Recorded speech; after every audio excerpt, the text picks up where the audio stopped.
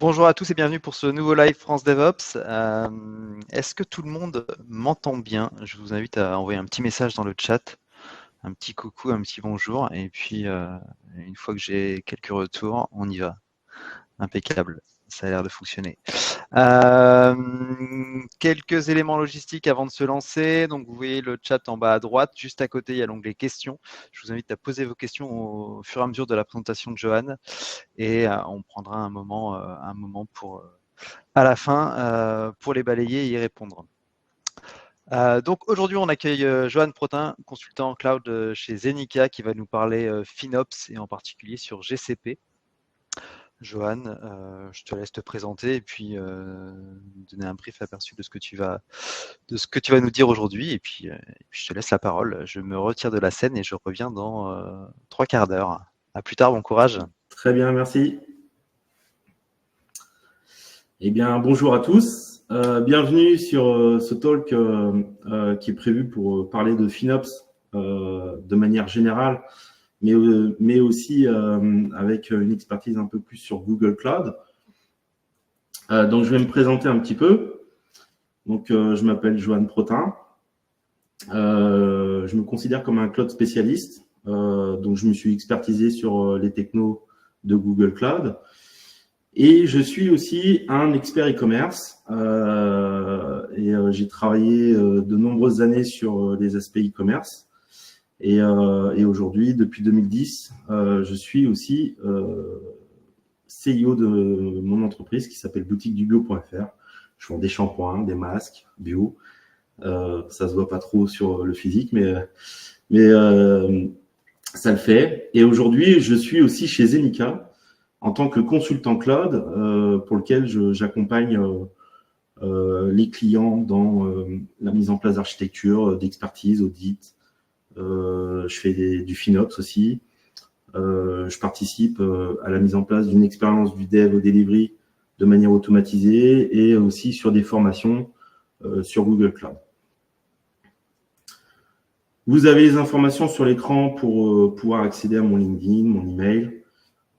J'ai écrit un article Medium sur le FinOps que vous pouvez retrouver assez facilement et les différents talks disponibles sur YouTube aussi, sur des Rex, sur des migrations sur le cloud, mais aussi sur une approche cloud native qui est intéressante. Le programme du talk, déjà on va un peu regarder qu'est-ce que c'est que le FinOps. Les leviers, les enjeux, pourquoi est-ce que une entreprise aussi va sur le cloud et va faire du FinOps. Deuxième point, on va mesurer la facturation pour mieux la maîtriser, parce que tout l'intérêt du cloud, c'est de maîtriser ses coûts, et donc pour ça, il faut s'outiller pour pouvoir bien mesurer tout ça. Et enfin, une fois qu'on a cette maîtrise, on va pouvoir appliquer différentes solutions pour faire baisser les coûts principaux des services Google Cloud. Je dis bien Google Cloud, mais ces techniques, ces solutions-là sont potentiellement aussi disponibles sur d'autres cloud providers publics. Qu'est-ce que le FinOps? Aujourd'hui, c'est faux de dire que le cloud sera moins cher. Lorsqu'on engage une migration sur le cloud, par exemple, ça peut coûter plus cher pendant cette phase de migration. Pourquoi? Parce qu'on a des data centers on-premise à gérer et la nouvelle plateforme cloud de l'autre côté. Et entre les deux, il y a des intercos qu'il faut mettre en place qui ne sont que temporaires. Et donc, ça a un certain coût.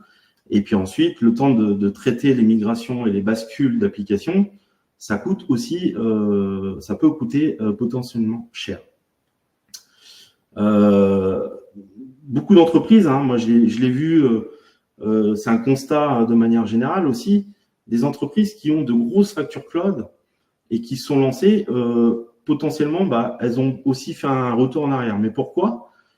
Pour des raisons un peu diverses et variées, comme ils gèrent de l'infra cloud comme elles le géraient sur l'on-premise. Et donc ça, c'est une erreur. à pas commettre. Parce que pour travailler sur du cloud, il faut travailler sur de nouveaux concepts, une nouvelle culture, de nouveaux process. Et donc, ça implique une transformation en interne pour pouvoir bien gérer ces choses-là. Ensuite, on a tendance à dire que le cloud, c'est une ressource illimitée. Et donc, ça, c'est aussi faux. C'est pas illimité. Ça se limite au portefeuille de l'entreprise qui, elle, n'est pas limitée, enfin, qui n'est pas illimitée. Et donc, il faut faire quand même très attention à prendre en compte aussi ces indicateurs-là. Par contre, le cloud va vous permettre de maîtriser les coûts et de vous donner les outils nécessaires pour pouvoir les optimiser. Et c'est là où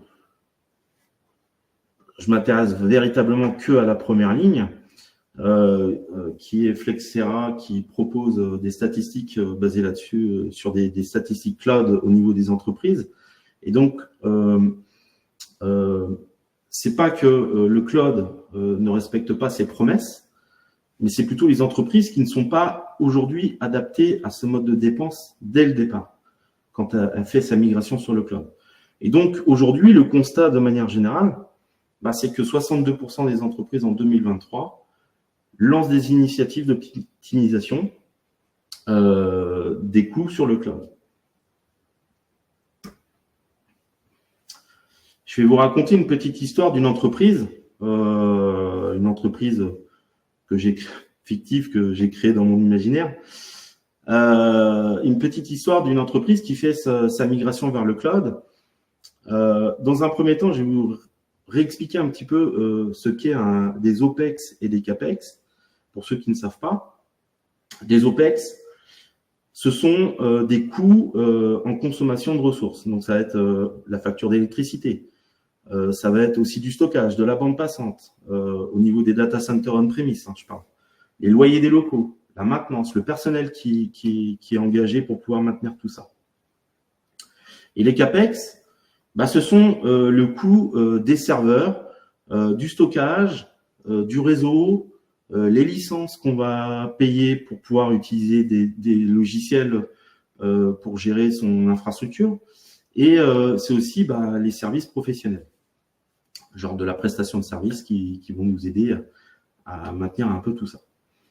Et donc, une fois que ça, c'est bien compris, donc on voit ici, dans le graphique, le bleu, c'est les coûts de type OPEX. Et ensuite, en rouge, ça va être les CAPEX. Et donc, pour ça, cette entreprise, elle a aujourd'hui 2 data centers on-premise, un qui est principal, l'autre qui est là pour en cas de panne, et elle a par an des coûts qui sont à peu près de 600 000 € l'année.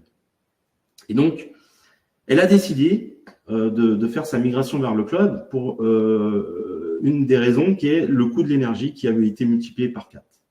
Et en 2024, on annonce encore des nouvelles hausses, donc c'est plus possible pour elle.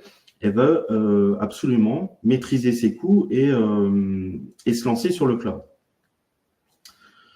Donc là, j'ai mis des années, donc c'était, on va dire, une entreprise en 2024. Maintenant, en 2025, et là, elle s'est déjà un peu préparée. Elle a quand même décidé de tester des applications sur le cloud par opportunité. Donc là, elle veut tester, elle veut faire des POC et évaluer le facteur succès que ça pourrait être. Et donc, elle s'est rendue compte effectivement qu'il y a eu du succès sur ces POC. Et donc, elle a décidé en 2026 de se lancer officiellement, en mettant en place une stratégie officielle dans l'entreprise, de manière globale. Elle va donc mettre en place tous les éléments nécessaires pour entrer sur son cloud provider. Donc, elle va mettre en place une landing zone, elle va mettre en place son réseau, les VPC, la stratégie IAM pour pouvoir gérer les permissions, etc. Donc, ça va coûter un peu plus cher. Parce que du coup, on a une croissance qui augmente dans l'entreprise, au niveau business. Donc, on a des ressources on-premise qui continuent d'augmenter. Mais on va avoir aussi des coûts côté Google Cloud, par exemple, pour pouvoir démarrer sa migration en mettant en place tout un tas d'outils autour de la landing zone. En 2027, elle a commencé à bien travailler et elle a commencé à migrer à peu près 80% de son infrastructure on-premise sur Google Cloud. Et donc, elle va commencer à décommissionner son infrastructure physique pour essayer de réduire, de gérer le double run et d'essayer de maintenir des coûts pour éviter que ça explose. Et en 2028, elle a entièrement fini sa migration vers le cloud. On voit que les coûts ont toujours continué à augmenter, et ça, c'est totalement normal parce que la croissance de l'entreprise augmente. Et donc, on a besoin de ressources, parce qu'il y a plus de trafic, il y a plus de ventes, il y a plus de clients, il y a plus de stockage. Et donc, bien sûr, les ressources augmentent et donc se facturent plus cher. Voilà. Ce qu'il faut savoir, c'est que maintenant que tout est sur le cloud, elle a ses outils pour maîtriser les informations du billing. Elle a décidé de mettre en place une stratégie FinOps pour pouvoir réduire un maximum les coûts. Et donc, on est en 2029. Elle a mis en place les fondements du FinOps. Elle a fait les analyses nécessaires. Elle a commencé à mettre en place quelques stratégies qui nécessitent peu d'efforts, mais qui peut avoir quand même de grosses économies. Et puis en 2030, elle a mis en place tout un tas de solutions avec des refactos, d'applications, etc. Et on voit à peu près les gains en vert. Donc, on a une infrastructure qui coûterait à peu près dans les 500 000 euros, avec une croissance qui est beaucoup plus grande que ce qu'elle était il y a quelques années avant. Bien sûr, ça reste de la théorie, mais il y a des cas d'expérience comme Apple qui avait annoncé il y a quelques années avoir fait des réductions de 40%. Voilà. Ce qu'il faut savoir, c'est que pour que ça marche, il faut aussi mettre en place tous les fondements des concepts cloud avec l'automatisation, l'infrastructure as code, etc. pour pouvoir s'assurer un facteur succès derrière. Mais qu'est-ce que le FinOps dans tout ça? Le FinOps, 3 mots-clés: contrôler, comprendre, optimiser. Contrôler, on va centraliser toutes les informations liées à la facture cloud. On va mettre en place aussi des systèmes d'alerte pour pouvoir rapidement contrecarrer des fuites de dépenses. Et ensuite, c'est de la veille quotidienne sur les ressources cloud, parce que le cloud avance tellement vite, propose tellement de nouveaux services tous les ans, que potentiellement, un nouveau service pourrait remplacer un autre service qui coûterait moins cher. Ensuite, c'est comprendre. Connaissance, il faut avoir cette connaissance des enjeux techniques et financiers de l'entreprise. Il faut aussi maîtriser les différentes KPI liées à la facturation pour établir, on va dire, une KPI qui serait un tarif à l'unité, et ce tarif à l'unité, de l'optimiser. Et enfin, ça permettra ensuite de pouvoir établir des décisions éclairées et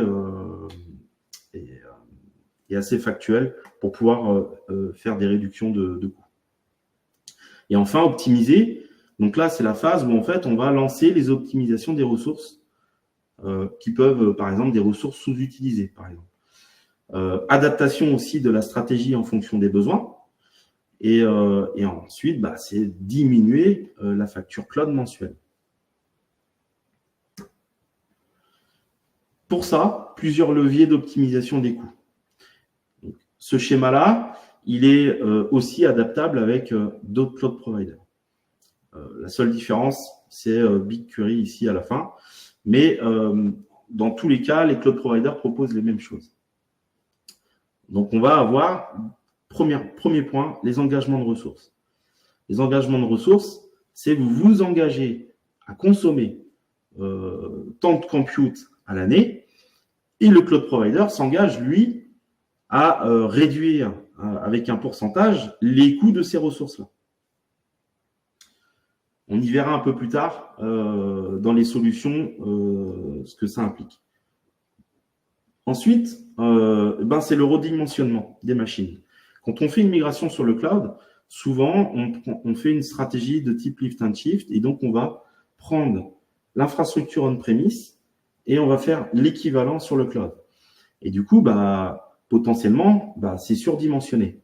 On n'a pas besoin d'autant de sizing machine. Donc, on va du coup redéfinir les types d'instances nécessaires au réel du système.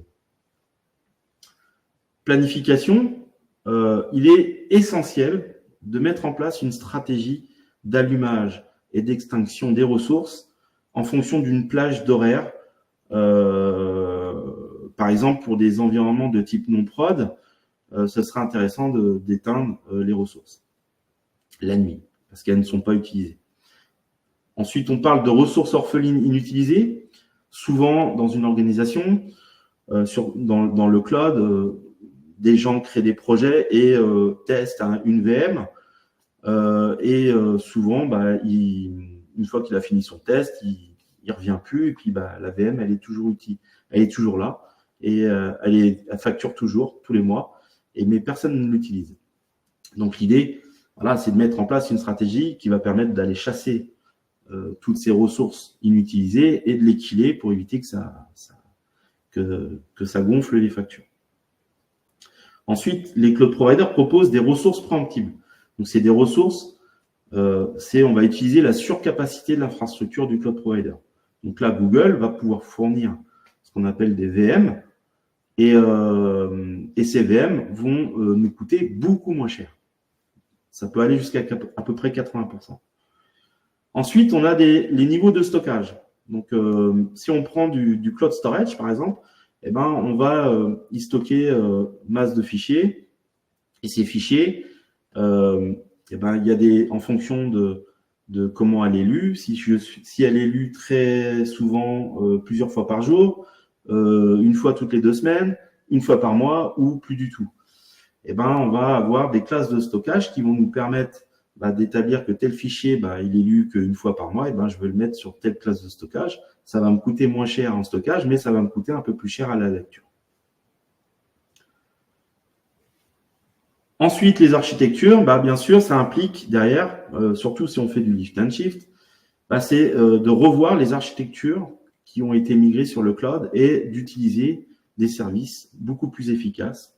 Donc, ça peut être des services du container as a service, mais aussi du function as a service, par exemple. Et enfin, BigQuery Analysis. Quand on arrive sur Google, on utilise tous BigQuery pour stocker en masse de la donnée brute. Et souvent, les requêtes SQL qu'on va y appliquer dessus peuvent coûter cher.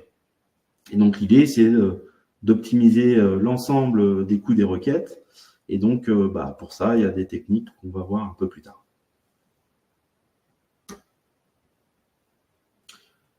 Quels sont les efforts nécessaires pour réaliser des économies? Donc, quand on met en place sa stratégie FinOps, le cloud provider qu'on a sélectionné, donc là qui est Google Cloud, on va avoir un tableau dans lequel j'ai ici les 2 cases du bas. Ça nécessite peu d'efforts techniquement à mettre en place les choses.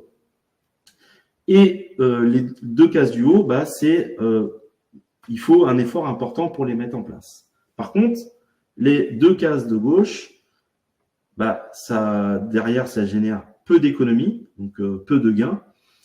Et à droite, on a des grosses économies. Donc, dans un premier temps, on va aller se focus sur la case en bas à droite.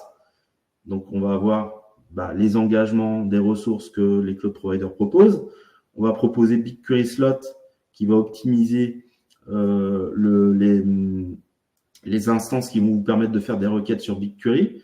On va favoriser les services managés de type serverless comme Cloud Run ou Cloud Function pour les nouvelles charges de travail, l'autoscaling, etc., etc.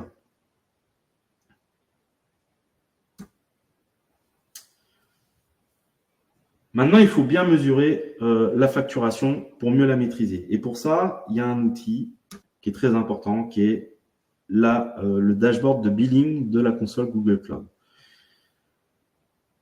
Pour pouvoir bien gérer ça, il faut bien sûr ajouter des labels. Il faut taguer ces projets. Et donc, il existe des champs prédéfinis que Google propose pour pouvoir justement suivre dans ce dashboard, filtrer les différents coûts que peuvent coûter votre projet. Cet écran-là, ce dashboard-là nous permet aussi de mettre en place des budgets par projet et d'y appliquer un système d'alerte. Comme ça, vous pourrez surveiller assez facilement les surcoûts que peut engendrer un projet. Exemple, sur des Cloud Functions, ça m'est arrivé, une équipe qui faisait des tests de charge n'ont pas prévenu l'organisation. Ils faisaient des tests de charge sur une Cloud Function et on s'est retrouvé avec au bout d'une heure, d'avoir des coûts comme $200. Donc, c'est énorme. Donc, on a été de suite alerté. Je me suis renseigné, j'ai regardé un petit peu dans les dashboards et ensuite, je suis allé voir l'équipe. Je suis écoutez, vous surconsommez et vous stockez des gigas et des gigas et des gigas de logs et ce qui a généré cette chose-là. Basez-vous sur des échantillons de logs si vous faites des tests de charge. Et donc, on a pu réagir très rapidement pour éviter que ça consomme de trop.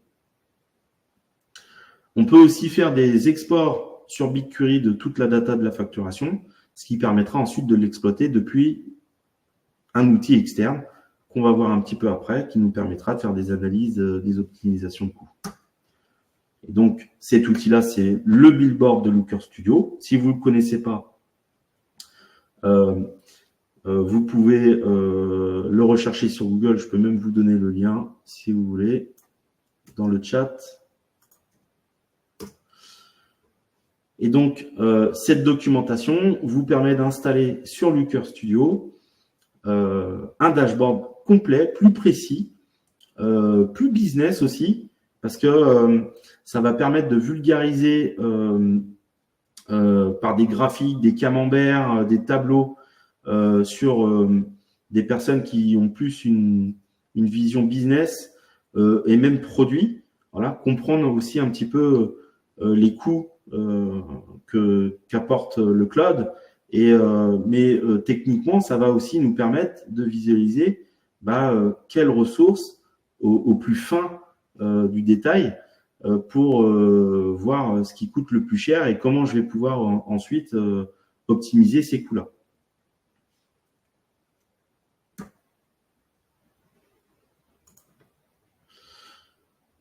Bien évidemment, Google propose aussi un simulateur de coûts. Et donc, avant toute chose, avant de migrer une application sur le cloud, déjà, vous allez élaborer une architecture applicative. Et cette architecture applicative, il va falloir la définir dans le simulateur de coûts et vous allez mettre tous vos services.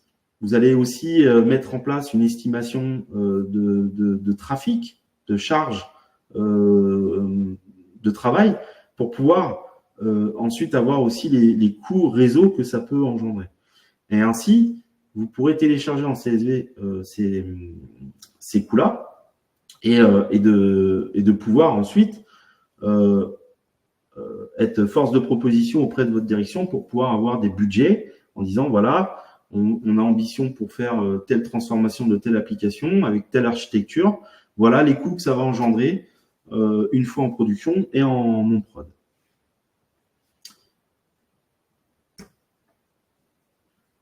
Deux produits externes au cloud provider. On a un outil, le premier qui est InfraCost. Donc InfraCost, c'est un outil auquel vous allez pouvoir le raccorder à votre CI/CD. Et donc au moment où vous allez déclencher votre CI/CD, quand vous aurez paramétré InfraCost, en fait, il va récupérer l'infrastructure as code si vous l'avez bien fait en Terraform et il va ensuite vous proposer du reporting pour pouvoir gérer, valider que l'infrastructure coûte tant, etc. Mais elle permet aussi de contrôler via des seuils, d'éviter de déployer une application parce qu'on avait tablé sur $2000 par mois. et au final, lui, il l'a estimé à 3000 $ par mois, et bien, il va bloquer pour que les gens puissent analyser la chose et de modifier ce qui a modifié. Et KubeCost, c'est plus sur du cluster Kubernetes. Donc là, sur Google, on va utiliser du GKE. Et donc, c'est simple, hein, on va simplement déployer un conteneur qui contient KubeCost. Et KubeCost va estimer les coûts en temps réel. Il va analyser les coûts, va vous faire des recommandations de réduction et aussi faire de l'alerting en cas de problématique de type surcoût anormal par rapport à d'habitude. Et donc, c'est des outils, je vous invite grandement à aller les voir et de les utiliser si vous avez possibilité. Maintenant, on va voir comment on va pouvoir baisser les coûts sur les principaux services Google Cloud. Dans un premier temps, on a les coûts égresses. C'est très important de comprendre ça, parce que les coûts égresses, chez les cloud providers publics, ça coûte cher. Donc, il faut imaginer 1 giga de trafic égresse, donc c'est des flux sortants, donc qui sortent du réseau du cloud provider. Ça vous coûte le giga à peu près à 0,02 centimes, enfin 0,002 $, ce qui peut très vite grimper et vous coûter extrêmement cher. Par exemple, quand vous faites une migration sur le cloud, une application avec une base de données qui est partagée avec d'autres applications, vous allez d'abord migrer l'application et ensuite l'application va pouvoir communiquer avec votre base de données on-premise. Là, c'est les flux qui vont de l'on-premise vers le cloud, c'est des ingress. Donc, ça va vous coûter 0.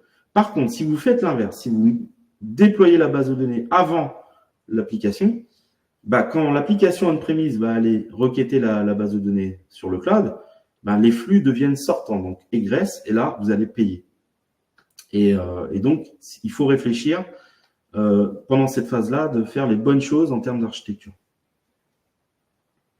Par contre, Google s'engage à faire des réductions en Europe de 30% sur les coûts égresses. Donc ça, c'est pas mal. Ils mettent en place des services aussi, par exemple pour Cloud Run. Ils ont mis en place une option qui s'appelle Direct VPC Egress, qui permettra d'avoir des réductions sur les coûts réseau. Et puis ensuite, ils vont proposer une nouvelle tarification Egress pour Cloud Storage. Couper les ressources inutiles. Donc, je l'ai dit tout à l'heure, il faut éteindre les ressources la nuit pour les environnements de type non-production. Alors, bien sûr, sauf cas spécifique. Ensuite, il faut mettre en place de quoi chasser toutes les ressources inutilisées. Et enfin, il est toujours préférable de déployer des environnements éphémères pour les tests. Et une fois que le test il a été réalisé, on kill l'instance. Et on ne paye plus rien. Imaginez si, par exemple, on a une infrastructure qui tourne H24, qui consomme, je ne sais pas moi, 2000 $ par mois. En éteignant la nuit, vous allez considérablement baisser les coûts. Ensuite, on a tout ce qui est stratégie d'autoscaling. On parle de vertical et horizontal. Ici, l'horizontal, c'est j'ai déployé une instance qui est par exemple de 4 CPU et 8 Go de RAM. Et en fonction du trafic en frontal, la machine va scaler. Et donc, elle va instancier un certain nombre de VM qui va ensuite, la charge va être répartie sur chacune d'elles. Et donc, vous allez pouvoir amortir le trafic entrant, amortir le pic. Et ensuite, elle va se scaler à l'inverse lorsqu'elle a plus nécessité de supporter autant de trafic. Et donc, c'est vachement intéressant sur des périodes, par exemple, si vous êtes dans le monde du e-commerce, vous avez des périodes comme le Black Friday qui arrive ce week-end prochain, non ce week-end, et l'autoscaling va permettre d'amortir ce trafic qui est multiplié qui est beaucoup plus. Et donc, l'autoscaling va permettre d'ajouter cette élasticité et du coup, vous allez consommer que le temps d'utilisation de ces VM qui ont été scalés. Et donc, ça coûte beaucoup moins cher que de mettre brut de fonderie toute une infrastructure qui anticipe les flux et donc ça peut coûter extrêmement cher. Ensuite, l'autoscaling vertical, c'est que plus vous avez scalé, parce que vous avez des instances, on va dire 4 Go, 4 CPU, 16 Go de RAM, vous allez scaler un certain nombre de VM, mais potentiellement, il y a un seuil où en fait, ça sera beaucoup plus rentable de scaler verticalement, c'est-à-dire en mettant 8 Go de RAM, 8 CPU et 32 Go de RAM, par exemple, et puis ensuite, vous allez moins scaler. Donc, potentiellement, il y a un niveau qu'il va falloir trouver pour pouvoir scaler avec ce qui coûte le moins cher. Les cloud providers et Google Cloud proposent des instances de leur infrastructure et mettent à disposition… Excusez-moi, je ne comprends pas. Excusez-moi, j'ai ma Google Home qui vient de se déclencher quand j'ai dit Google. Donc, CVM Spot permettent d'utiliser des ressources en surcapacité chez le cloud provider et donc elles peuvent durer jusqu'à 24 heures à l'utilisation. Et l'avantage de ça, c'est que on peut avoir jusqu'à 80% de réduction. Et donc, si on optimise son infrastructure avec ce genre de spot VM, eh ben, vous allez pouvoir radicalement baisser les coûts. Et donc, c'est idéal pour des charges non critiques parce que il y a une contrainte, c'est que Google peut préempter avec un préavis de 30 secondes vos VM et donc ça peut avoir un effet négatif si vous faites des traitements assez longs et qu'à un moment donné, Google vous ponctionne la ressource parce qu'elle en a besoin. Et donc, ça peut avoir des problématiques. Donc, il faut vraiment réfléchir sur la méthodologie d'utilisation. Et enfin, les spots VM, c'est exactement comme les VM standards de chez Google. C'est les mêmes tailles, etc. C'est juste que voilà, c'est moins cher. Les architectures serverless, c'est une façon aussi de faire du FinOps parce qu'elles sont facturées à la milliseconde et c'est très peu cher. On paye aussi aux millions de requêtes en entrée, genre une Cloud Function, par exemple, c'est 40 centimes tous les 2 millions de requêtes.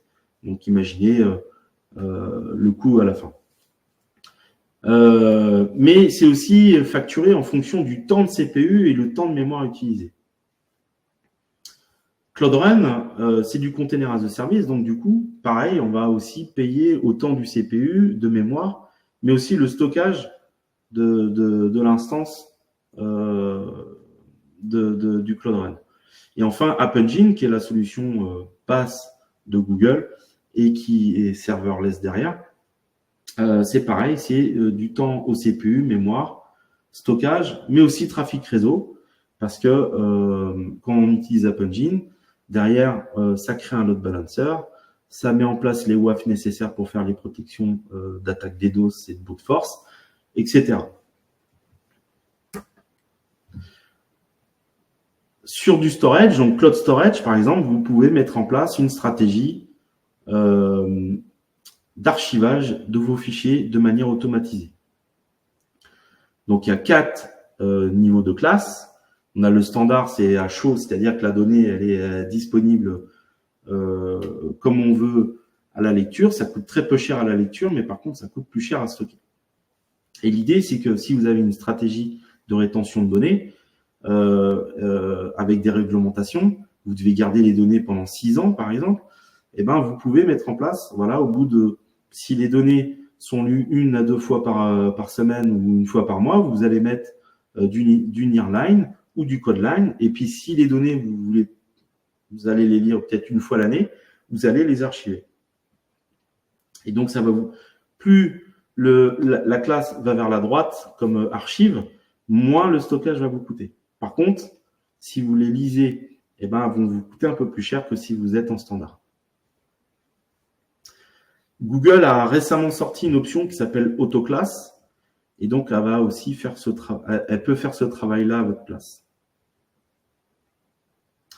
Et au bout de, si vous avez une stratégie de rétention de données sur 6 ans, c'est de mettre en place aussi un mécanisme qui va supprimer la donnée au bout de 6 ans, ce qui vous évitera de stocker les données qui vont au-delà de la date que vous souhaitez.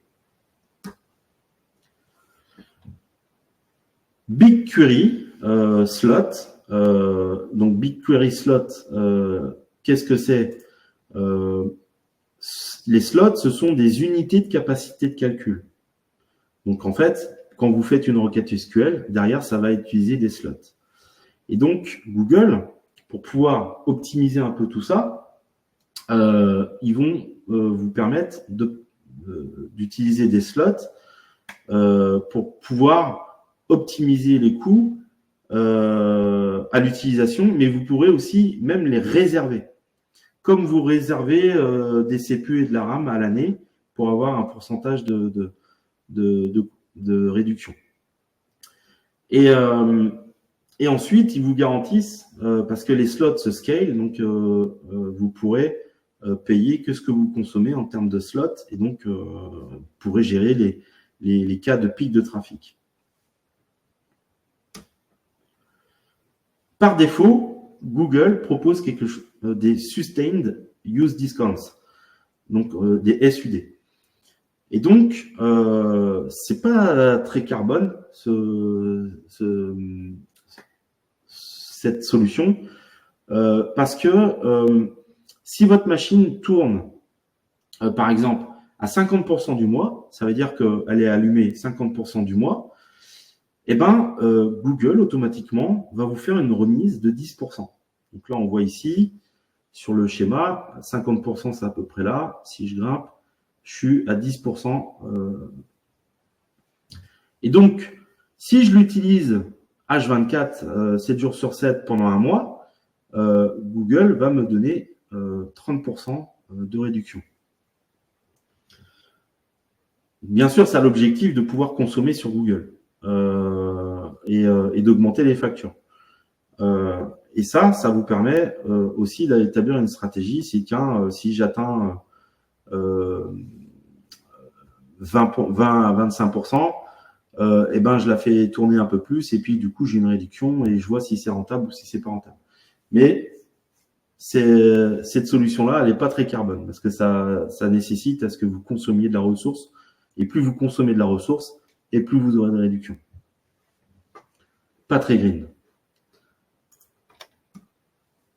Et enfin, je vais conclure sur les Committed Use Discount, donc les CUD.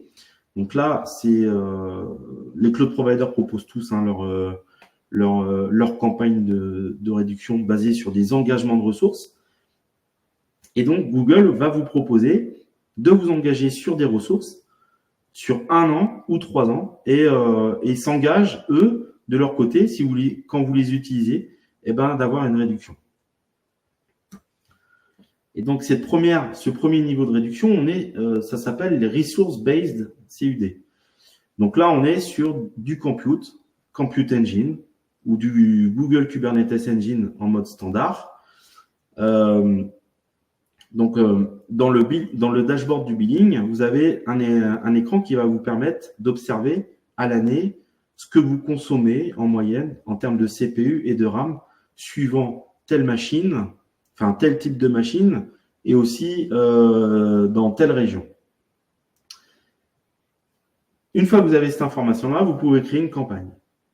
Et cette campagne-là, vous allez mettre le nombre de CPU que vous utilisez en moyenne et la RAM. Ça, c'est le strict minimum. Et si vous anticipez une croissance, qui dit plus de ressources, vous pouvez éventuellement augmenter le nombre de CPU et de RAM. Donc, vous vous engagez à utiliser ça. Si vous n'utilisez pas tout ce que vous vous êtes engagé, vous allez payer aussi ce que vous n'avez pas utilisé. Mais comme la réduction, elle est de 37%, potentiellement, vous aurez quand même fait des gains, des économies. Et sur 1 an, on est sur 37%. Et sur 3 ans, on est à 57%. Moi, j'avais fait des estimations dans une ancienne boîte où j'étais. Et sur 3 ans, sur une infrastructure qui me coûtait à peu près 20 000 $ par mois, je pouvais atteindre les 150 000 € de réduction sur 3 ans. Enfin, 150 000 $. Donc, c'était quand même assez énorme. Ensuite, on a aussi du spend-based, c'est-à-dire que là, on va s'engager sur un tarif minimum. Et donc, je vais m'engager sur un tarif minimum pour du Cloud SQL, donc les bases de données de type managé de Google. Et c'est idéal pour des dépenses prévisibles. De toute façon, tout ça, c'est idéal pour des dépenses prévisibles. Et donc, je m'engage sur 1 an et je vais avoir 25%. Et sur 3 ans, c'est 52%. Cloud Run, donc c'est du container as a service en mode serverless. Il y a aussi possibilité d'avoir cette réduction qui est 17% et c'est que sur 1 an. Et donc, c'est basé sur le CPU, la RAM et le nombre de requêtes.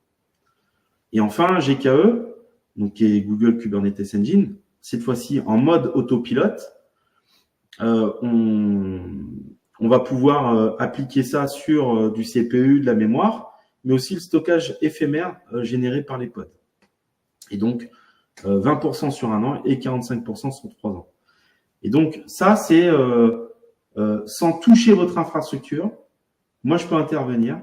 Je définis les campagnes nécessaires et direct, ça vous fait vos réductions. Et c'est les plus gros, et c'est des très gros gains. Donc, je vous invite, bien sûr, à vérifier chez vous, parce que souvent, on signe des contrats avec Google et on a des commits avec des engagements de temps de consommation par an. Je vais prendre un exemple de 100 000 €. Si vous faites des campagnes de CUD et que vous réduisez considérablement vos coûts dans l'année, mais qui derrière ne vous permet pas d'atteindre le commit, ça peut vous coûter cher après auprès de Google, avec des pénalités de retard, etc. Enfin, avec des pénalités parce que vous n'avez pas atteint les commits. Donc, il faut faire aussi attention à ça. C'est de bien faire attention à ce que vous n'utilisiez pas ça bêtement, mais avec intelligence. Et enfin, est-ce que vous connaissez le GreenOps? Intrinsèquement, le FinOps, c'est un allié du GreenOps parce que vous allez optimiser les coûts, donc vous allez forcément utiliser un peu moins de ressources. Donc, vous allez participer au GreenOps. Le GreenOps, c'est un sujet aussi qui va arriver très vite dans les entreprises pour la simple et bonne raison, c'est que les entreprises doivent respecter une empreinte carbone. Et ces empreintes carbone, Google va vous proposer un écran qui s'appelle Carbon Footprint et vous allez pouvoir aller voir la note de votre infrastructure sur Google qui est générée au niveau de l'empreinte carbone. Et bien sûr, après, l'optimisation FinOps va vous aider à faire en sorte d'optimiser ça. Et puis ensuite, vous allez avoir de nouvelles stratégies à mettre en place et dans quelle région je vais déployer mes services, quelle région je vais privilégier. Je ne vais pas privilégier l'Allemagne parce que les data centers de Google en Allemagne sont alimentés par des centrales à charbon. Donc, l'empreinte carbone en prend un coup. Mais par contre, j'ai privilégié des régions comme Paris ou Finlande, Suède, où c'est l'éolien, le solaire, la géothermie ou le nucléaire. Et donc, l'empreinte carbone va être meilleure.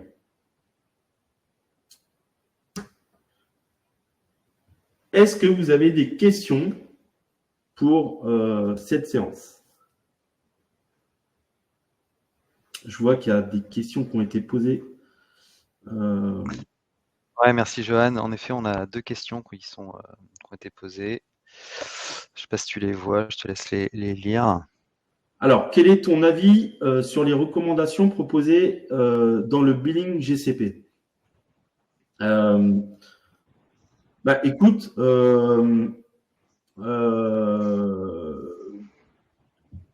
le billing, ils proposent souvent des recommandations Et ces recommandations, souvent, sont calculées par rapport aux métriques du monitoring, etc. C'est le temps d'utilisation par rapport au temps que cette ressource elle est disponible, etc. Et donc, du coup, ils vont être en capacité de dire que cette machine, tu peux économiser jusqu'à $10 par mois ou $30 par mois. Parce que tu peux réduire sa taille machine, etc. Donc, pour moi, les recommandations que GCP propose sont bonnes. Elles peuvent être bonnes. Mais en soi, c'est toujours mieux aussi de comprendre soi-même grâce aux différents outils que Google propose pour pouvoir analyser soi-même les différentes économies à mettre en place. Il y avait une deuxième question. Est-ce que tu as déjà utilisé attends, ça bouge. Est-ce que tu as déjà utilisé des outils comme Vantage.sh ou Finout comme Looker Studio avec des recommandations actions? Quelles fonctionnalités te manquent avec le dashboard Google et que trouves-tu sur ces outils tiers? Alors, pour t'avouer, je ne connais pas ces outils, Vantage.sh et Finout. Je les découvre, donc je les note. Je regarderai un peu plus tard. Ce qui me manque, en fait, comme je disais, la différence entre Looker Studio avec le billboard et la console avec le billing, c'est juste une vulgarisation côté billboard qui va beaucoup plus correspondre à du business ou du métier pour pouvoir communiquer un peu les chiffres. Mais ça permet aussi d'avoir une simplicité d'analyse pour les techos qui veulent optimiser leur architecture. Et en utilisant les données de Google Cloud sur le dashboard du billing de Google Cloud dans la console, les informations suffisent aussi amplement. Je ne sais pas si ça répond à ta question. Sinon, il y avait une question de Nicolas Brezac. En tant que consultant en recrutement spécialisé en GCP chez FRG Consulting, je n'ai pas encore eu d'écho de demande avec du GreenOps de la part des entreprises. Qu'est-ce qu'il en est de votre côté? Comme je disais, c'est le GreenOps. Le Green IT, ça a toujours existé depuis plusieurs années, mais avec le cloud, en fait, c'est l'étape après, en fait, encore. Donc là, on est beaucoup dans l'étape où tout le monde veut engager des migrations sur le cloud. Et puis ensuite, on va commencer à engager des campagnes d'optimisation des coûts. Et puis ensuite, on va passer sur des choses un peu plus green. Parce que il y a des contraintes sur les empreintes carbone. Mais c'est des sujets qu'on entend parler, que moi j'entends beaucoup plus parler dans les couloirs, et je pense que c'est véritablement un sujet d'avenir sur le cloud. Une autre question de Jalil El-Haïti, je ne sais pas si je prononce bien. Est-ce qu'il y a des conditions où les types d'engagement peuvent être revus en cours d'année? Par exemple, pour adapter la consommation, le coût sans attendre une année ou 3 ans? Non. C'est sans condition. C'est quand on crée une campagne de CUD, on peut plus l'arrêter. Donc, ce qui veut dire que si tu avais sous-estimé ta consommation de CPU et de RAM pour tel type de machine dans telle région, tu vas créer une deuxième campagne pour cette même région, pour ce même type de machine, et tu vas adapter le nombre de CPU en plus. C'est juste que la période ne sera pas la même, elle va se chevaucher. Enfin, elles vont être à la suite. Et si tu étais en surcapacité, parce que du coup, tu as surestimé, en espérant pour toi que ce que tu as surestimé, ça te coûte moins cher que si tu payais normalement, le prix normal.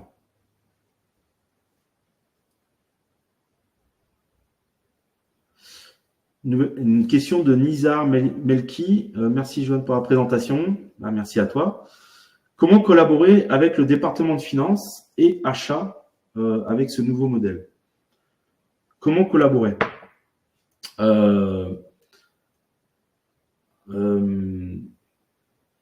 Ça dépend du contexte de l'entreprise aussi.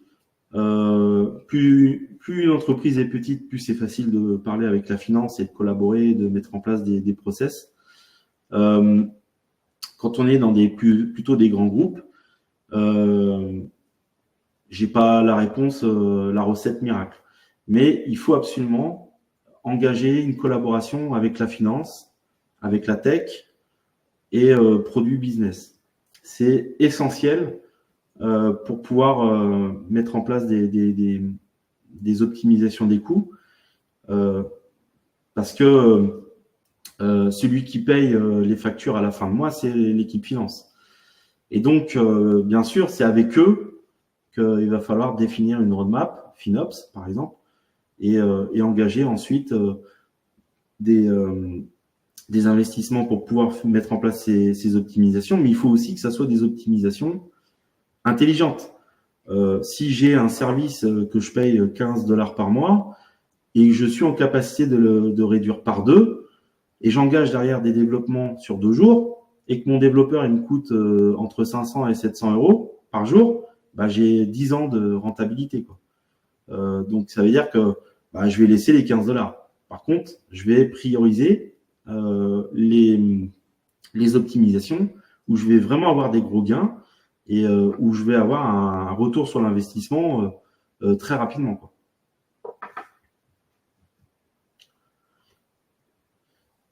Question de Nassereddine Bajwa.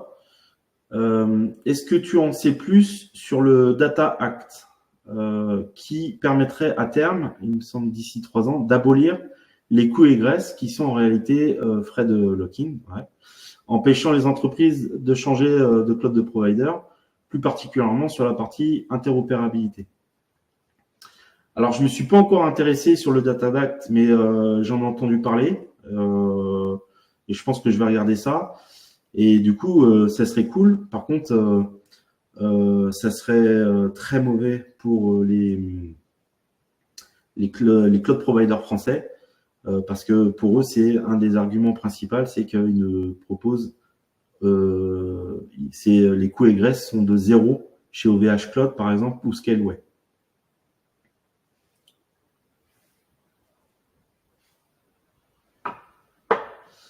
Alors, Guillaume de Rouen qui vient de poser une question. Que penses-tu de l'Open FinOps? Alors, est-ce que tu peux préciser c'est technologie open pour la partie FinOps. Donc, tu penses à quoi à la FinOps Foundation, par exemple?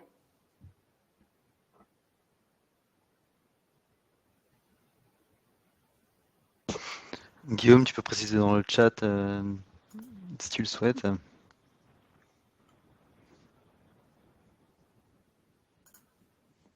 J'ai pas le nom correct, c'est pour agréger les outils FinOps.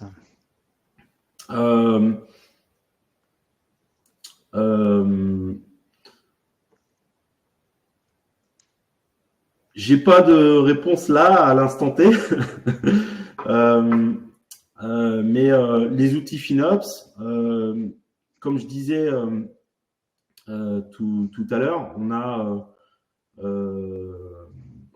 InfraCost qui va permettre, par exemple, de maîtriser au niveau de la CI/CD d'une entreprise. Donc, tous ceux qui font des déploiements sur le cloud, on a un outil qui permet de valider si oui ou non ça correspond au budget attendu, etc.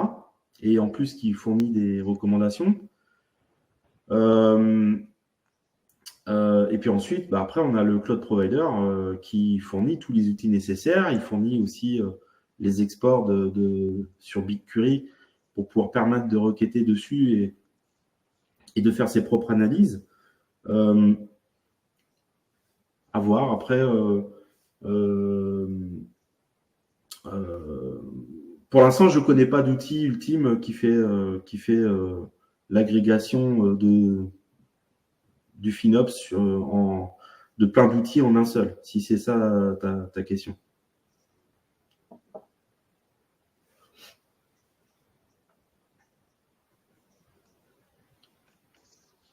Là, je pense qu'on a vu, on a vu toutes les questions. Ouais, S'il y en a Guillaume qui d'autres. précise qu'en effet, il y a une initiative en cours de la FinOps Foundation là, pour définir une norme, mais bon, je crois qu'on en est encore qu'au début. D'accord, ok. Ah, tu vois, j'étais pas au courant de ça. Parce que je regarde souvent la Cloud Foundation, mais j'étais pas au courant de ça. En tout cas, comme je disais, ouais, Johan, on a fini pour les questions. Merci beaucoup à tous. On a encore un pour la suite de France DevOps, on a encore un talk de planifier d'ici la fin de l'année et ceux du premier semestre 2024 ne devraient pas tarder à être annoncés. N'hésitez pas à revenir vers nous, à nous proposer des talks si vous en avez sur le CFP. Vous trouverez tous les liens sur francedevops.fr. Et le replay de ce live sera dispo d'ici 1 ou 2 jours, le temps de faire le montage s'il y a besoin. Merci à tous, merci Johan pour la presse. Merci Top, et à beaucoup très à bientôt. France DevOps et merci à tout le monde d'être venu. Au Salut, à revoir. bientôt.